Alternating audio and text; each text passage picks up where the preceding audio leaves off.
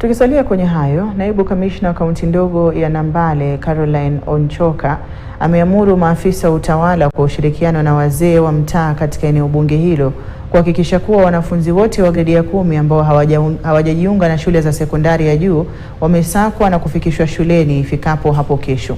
Akizungumza katika shule ya upili ya wasichana ya Sera, Onchoka amesema kuwa juma hili idara ya utawala kwa ushirikiano na maafisa wa polisi katika eneo bunge hilo watashirikiana kuhakikisha wanawasaka wanafunzi ambao hawajaripoti shuleni, akisema kuwa wazazi wao watachukuliwa hatua za kisheria.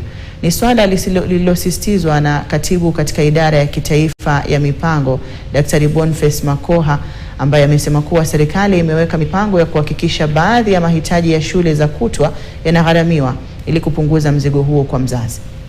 Serikali imetoa direction na PS anajua, anakaa na PS mwenzake wa education. Shule ambayo iko na watoto ambao hawafiki idadi ile ministry imeweka, watafunga. Sasa hii Sierra na tumeweka pesa hapa, tuko na wanafunzi 16, tunatakana tuko na 46, 30 wako nyumbani. Mnataka wafunge shule yetu?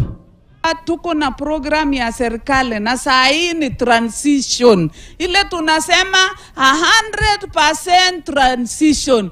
Kwa hivyo wazazi, kutoka leo, kutoka juzi wakati our president alisema kila mtoto aende shule, tutakuja kwenu. Na nikikupata unaweka mtoto nyumbani asiende shule, unaona ile watu tunakimbizana na watu ya Chang'aa, hata Chang'aa kando, sasa tutakimbizana na wewe sawa sawa.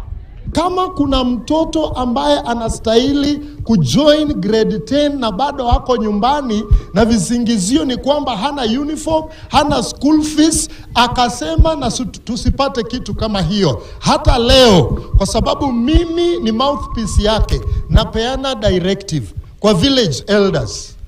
Mtoto yeyote, kusikuwa na kisingizio, yeyote ambaye anatakana kuingia grade 10 na hako hii area, enda mchukue mlete katika shule. Usijali akiwa na uniform, hana uniform, tutatafuta. Hayo yakijiri, Wakenya wametakiwa kuunga mkono watoto wasiojiweza ili